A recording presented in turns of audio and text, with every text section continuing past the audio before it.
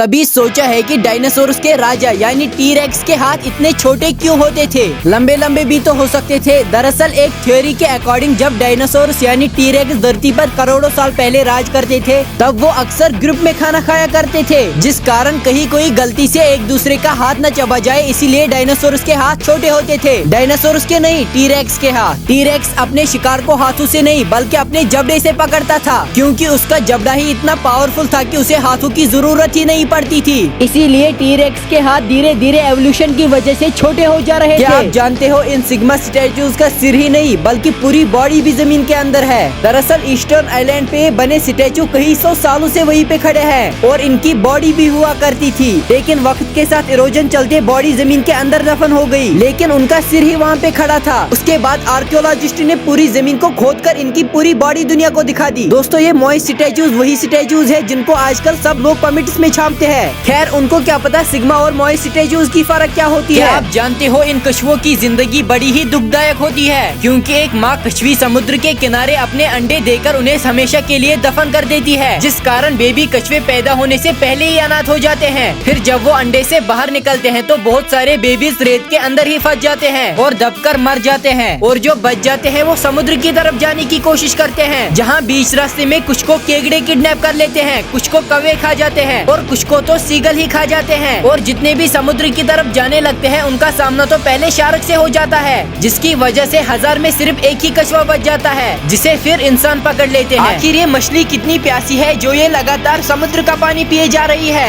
ऐसा आपको भी लग रहा होगा, लेकिन ये प्यासी नहीं बल्कि ये भूखी है। तो ये पानी क्यों पी रही है? दरअसल ये है व्हेल शार्क, जो एक फिल्टर फीडर मछली होती है, यानी जब ये तैरती है तो मुंह खोलकर लगातार पानी अपने मुंह में ले रही होती है, जिसे पानी के साथ साथ छोटी मछलियाँ और क्रिल्स वगैरह उसके मुंह में चले जाते हैं, जिसके बाद ये अपने स्पेशल ग्रिल रैकर्स की मदद से पानी को बाहर निकालती है और मछलियों को खा जाती है। यानी इसको खाने के लिए मजबूरन पानी भी पीना पड़ता है। जब पानी को गोली की रफ्तार से गोली के ऊपर चलाया जाए तो गोली के भी 2 टुकड़े हो जाते हैं। ऐसे में क्या हो जाए अगर इस पानी वाले हथियार के नीचे हमारा हाथ आ जाए तो? दरअसल ये पानी तभी काटता है जब हाई प्रेशराइज पानी एक नोजल से तेजी से गुजारा जाए तो उसके बाद पानी इतना शार्प हो जाता है कि ये मजबूत से भी मजबूत चीज को मक्खन की तरह काट देता है, चाहे सामने नोकिया फोन ही क्यों ना हो। जबकि इसके नीचे असली हड्डियों से बना नकली हाथ रखा गया तो उसको भी आसानी से काट दिया, यहाँ तक कि हड्डी को आर पार छेद हो गया। जबकि इस मशीन के नीचे हाथ को रखा गया ये तो एक ऐसा हाथ है जिसे चढ़ने पर उन लोगों को भी डर लगता है जो कहते हैं हमें ऊंचाई से डर नहीं लगता।